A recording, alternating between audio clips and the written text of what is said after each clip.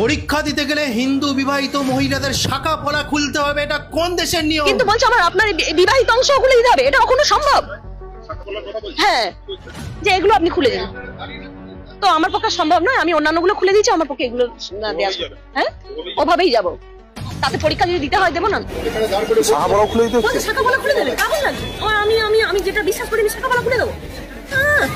নাটক হচ্ছে, শাখা পলা খুলবে সস্তা আছে। আপনাদের বলেছেন কিছু? আমি বলেছি তো যে আমার 1 মাস হয়ে গেছে, আপনি চেক করে দেখুন যে নোয়াটা মধ্যে কি আছে, প্লেন লোহার নোয়া থেকে কি আছে।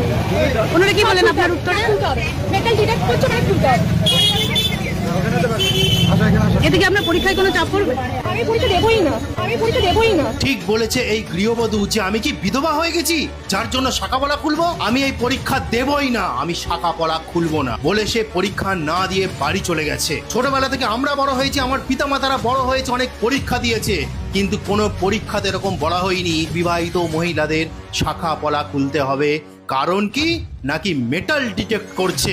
আচ্ছা, শাখা পলা নোয়ার মধ্যে যদি মেটালে ডিটেক্ট করে, তাহলে বিদ্যালয়ের মধ্যে যে লোহার পাখাগুলো ঝুলছে যার মধ্যে তামার কয়েল রাখা আছে সেইগুলোর মধ্যে কি মেটাল ডিটেক্ট করবে না? পেনের যে নব আছে ছোট, তার মধ্যে কি মেটাল ডিটেক্ট করবে না? এক্সাম বোর্ডের মধ্যে যে ক্লিপ লাগানো আছে তার মধ্যে কি মেটাল ডিটেক্ট করবে না?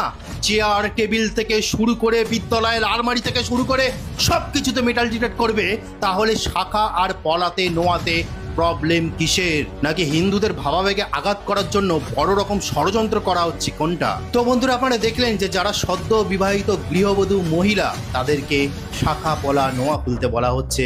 কারোর হয়তো 1 মাস বিয়ে হয়েছে, কারোর হয়তো 6 মাস বিয়ে হয়েছে, কারোর হয়তো 1 বছর বিয়ে হয়েছে, তারা এসেছিল পরীক্ষা দিতে, তাদেরকে শাখা পলা নোয়া সবকিছু খুলতে বলছে। কিন্তু যিনি খুলতে বলছেন স্কুলের যে দিদিমণি, তিনি দেখুন শাখা পলা পড়ে আছে। শাখা পলার মধ্যে কি পরমাণু বোমা লাগানো আছে? যারা প্রকাশ্যে আগ্নেয়াস্ত্র নিয়ে ঘুরে বেড়াচ্ছে সেই দিকে না লক্ষ্য করে হিন্দু বিবাহিত গৃহবধূর মহিলাদের শাখা পলা নোয়া খুলতে হবে, তারপরে পরীক্ষা হলে ঢুকতে হবে। তো বন্ধুরা, আপনারাই বলুন যে এটা কি ঠিক না এটা কি ভুল?